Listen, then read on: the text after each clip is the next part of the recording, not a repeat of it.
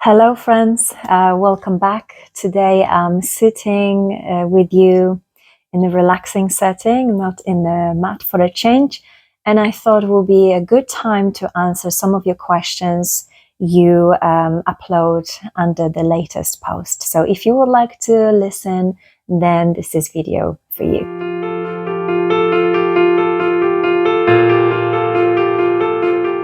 Just a quick for those who just joining to my YouTube channel. I'm Monica. I'm a yoga teacher, yoga therapist, still in training, and I also am a nutritional coach and health and wellness coach. The idea of starting YouTube channel, I think, starts before COVID, when we couldn't go to the classes and teach yoga, so I started teaching online. And then I thought maybe it will be a good idea to upload some yoga video for those people who just cannot attend to the classes. And that's probably how my journey with the YouTube channel started. And today I would like to answer some of the questions. And let me start from reading the first one. I have to tell, some of them are not easy to answer. Probably one of them or two of them are similar to the others. So I will put them together and try to answer them together. But let me start from the first question. What was your motivation to choose this noble job of making people's life better? And how do you maintain quality work all the time? What was my motivation? My motivation was and still is to improve people's quality of life in terms of practicing yoga, or bring the tools of yoga have to offer to the daily practice, because I know how yoga helped me as well. So I thought, if the yoga can help me so well, then it comes that time when I would like to share what I've gained of the practice, and share this with other people. And because of people want more, and I keep receiving messages either through the YouTube channel, or through people who attend to my live yoga classes, I can hear all the time a lot of benefits people receiving from practice yoga. And I don't mean just yoga like a physical practice, but for some of them, just finding something for themselves. Obviously, people are different. Everyone is different. And some people find the joy of cycling, or going to the gym, or walking, or being in nature. Some of them like to practice yoga. And because of, I can hear a lot of about the benefit and how quality of life those people change, it brings me even more motivation to create more videos like this, and just knowing that people will benefit something from it. And the other one, how do you maintain quality work all the time? I think very important for me to create quality in the work I do, meaning not only creating videos, but also having one-to-one sessions with people, either through the yoga therapy or yoga itself, or health and wellness coaching, is to bring quality of my life first. That means dedicated my morning routine just for myself, practice yoga for myself, self-development and spiritual journey, reading, just whatever that will bring me grounded, bring me calm, bring something that I know that is just for me. And if I start the day for my daily routine, I know my quality of work will be better than not doing anything for myself, or not starting the day from myself. So I think my practice first, and then my job. if I didn't practice yoga myself, I wouldn't be able to teach it. Another question, tell us about your yoga journey. When did you start and how you felt initially? And how do you incorporate yoga in your daily life? Okay, so let's see, that's 2 questions. How everything started with yoga, I think it was about when I was 24, maybe, so a long time ago. And I remember one of my friends invited me to go to yoga class with her. That was the time when I think there was first Ashtanga yoga class, but it wasn't a physical, not necessarily physical practice. I remember there was this series of the classes, and I wasn't from the beginning. So I jumped into the second or the third session. And on that session particularly was everything about the breathing, about Ujjayi breathing. That's the type of the breathing you practicing Ashtanga yoga. And I didn't like it. I wasn't ready at all. And then I did come back to the yoga a year later. And I found like Vinyasa flow. And then I again give it Ashtanga yoga a go, because I like to always do something more, a little bit dynamic. I like to challenge myself. So I went to Ashtanga yoga class again, and that was the primary series. And I love it. I fall in love straight away. And that's probably how the yoga journey started for myself, in terms of me just practicing physical poses. But yoga became something greater and bigger for me when my daughter passed away. And the yoga for me was like, something, just something for myself.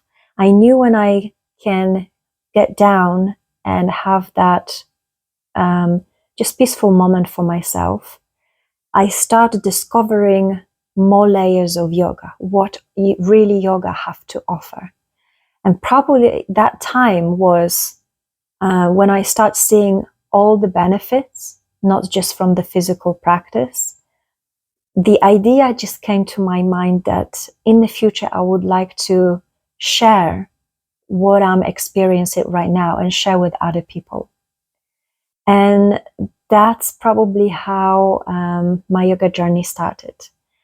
And the second part of the question was, how do you incorporate yoga in the daily life? I'm trying to start my day with yoga. And I'm not saying just as a physical practice. Some of the day I feel okay.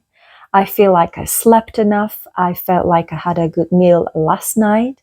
And I'm on that phase that I can actually go on a mat and practice. And I do like 15 to 20 minutes yoga in the morning. So that's probably for the most of the day. For some of the days, I'm not feeling great. Then I either just meditate, or sitting quietly with the focus on the breath only. Or sometimes I'll go sit down on the mat and just listen what I want to do, what my body is telling me to do. Do I want to move? Do I want to breathe? Or I just want to stay, or I want to lie down? So kind of like intuitive way of how my daily yoga practice look like.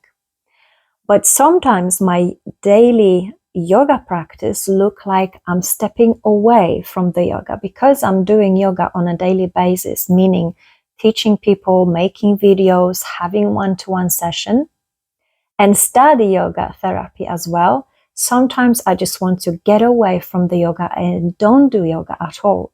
So I go for a walk, being a little bit in the nature. Gardening is something I love to do. Walking around herbs and essential oils, that's what I love to do, or just reading the books. So does that mean I'm doing yoga? For me, yes, because if I can find something that brings me joy, bring me quiet and regulate that way my nervous system, that's for me my daily practice as well. So it doesn't have to mean necessarily that you have to do and go just a physical yoga posture if you want to practice yoga. Okay, another question, and two people ask very similar questions. So one of them was, how do you maintain fitness and how is your food habits? And the second one, how do you maintain good health along with super fitness and flexibility? Okay, so that's kind of similar. So I will try to answer for the both. In terms of maintaining fitness and flexibility, or I like to combine yoga with different type of physical activities, like gym. Strength training for me is quite important, and I'm trying to introduce this 2 or 3 times a week, going to the gym for the full body workout. And I normally focus on very quick, quite high intense strength training with lifting and some cardio as well while I'm there. Usually around 45 minutes. So that's around 3 times a week. And then walking wherever I can. Now, because the weather is improving slowly, then is more cycling. Walking again, spending time with nature, swimming, from time to time, hiking, and dancing around the house when I'm cooking. That probably the types of activities I do quite often just to keep the body moving. And as I said before, everyone is different and everyone have different ideas of what activities is good for them. And I think personally, you should stick to something you really like to do. And in terms of flexibility, it just comes with the daily practice. I mean here with yoga practice. So the more consistent I am with the practice, the more flexibility I gain. Although we can also talk about mind flexibility. So if I don't hold myself in the closed box about certain subject, but I'm open-minded to different possibilities, then obviously I stretch flexibility of the mind as well. So that's obviously quite important, a part of being flexible, but not saying about only physical body. And now in terms of food habits, I went in a long journey of trials, from being plant-based for 21 years to now very, I would say, balanced diet.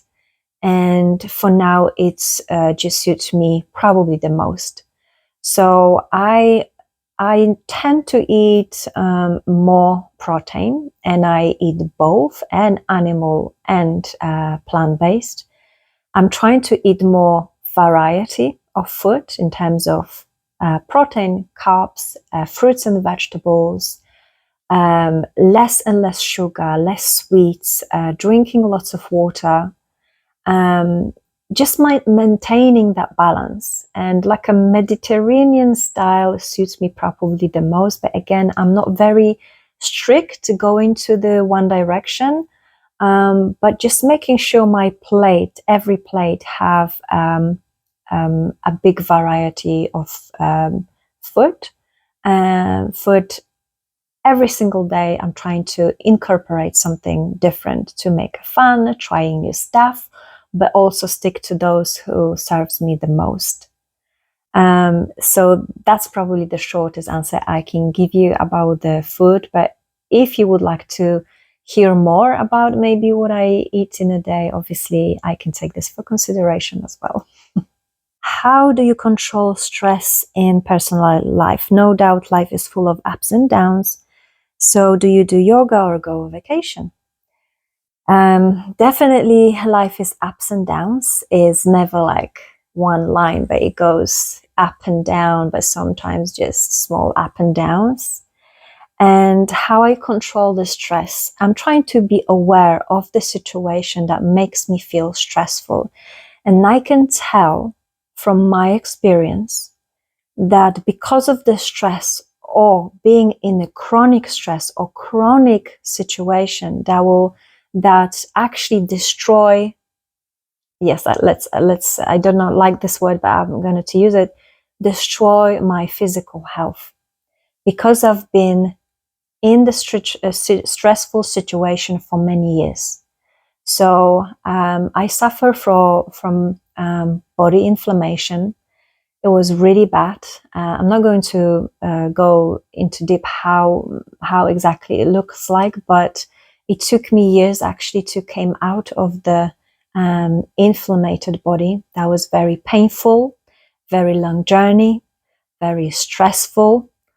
But I combined the things I knew with the obviously psychotherapy, medical help as well, looking for alternative options as well, like Ayurveda, like acupuncture, acupressure, cupping, a lot of different stuff that helps me to bring my body finally to balance. And now after, I would say 7-8 years, I feel really that balance it just come right now. And I'm not saying about the acute stress, when sometimes we need that stress even for motivation, as long as it's like, short, you know what to do, address it, do what you have to do, and bring the body in balance. In terms of chronic stress, it could be complicated.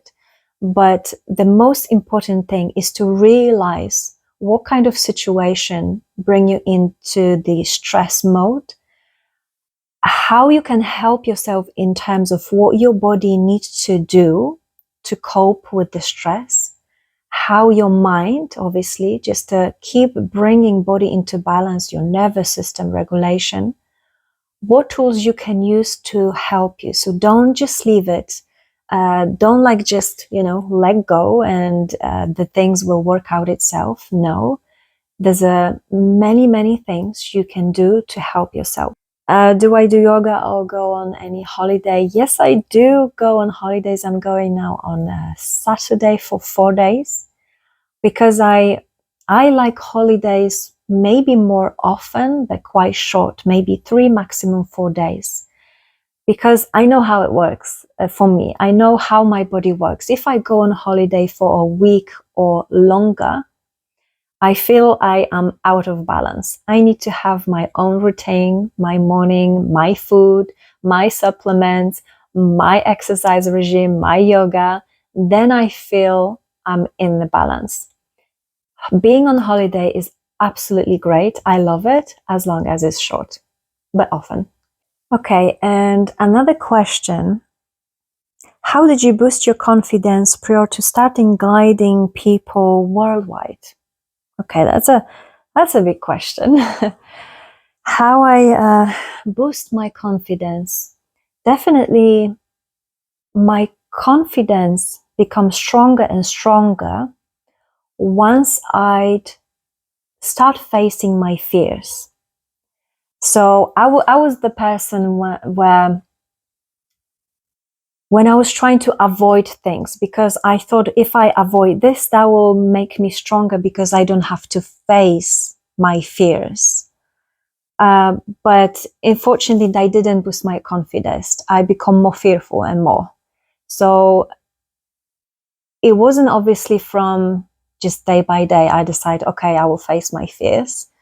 But I think it's a long process of being mindful, psychotherapy, reading books, listen interesting podcast, being surrounded with good people, and just growing older and older, bring me my own experience and my own wisdom about a couple subjects, and facing finally my fears, something I was very afraid to do that. That definitely boosted my confidence. I remember myself as a girl, a teenage girl, who was afraid of everything, who was afraid of speaking, who is afraid of standing on the stage and say something, to the person I am right now. Recording videos, speaking and teaching, that was something I would never imagine to do right now. But it requires a lot of inner job to do and practice as well, because it's not enough just to read about this stuff, how you can change these things and how you can face the fear, if you're not going to do that. So in terms of the same like yoga practice, let's say your ambition is to do the headstand one day, but can you do the headstand without practicing? My opinion, no. Yes, you can imagine yourself every single day like you're upside down, but in my opinion, you just have to do it, practice, have that self-discipline, and just keep practicing and facing your fears. Okay, so I think that's enough for today. If you have any more other questions, please, you can either left me on the comments below on the next video or even at the post where you find all the questions. But please free to reach out to me if you have any more. I hope that helps. Thank you so much for listening. Thank you so much for being with me. And thank you so much for those who stuck with me here with the yoga practice and YouTube channel for so long. And thank you for all the subscribers. Thank you so much. I'll see you next time. Bye.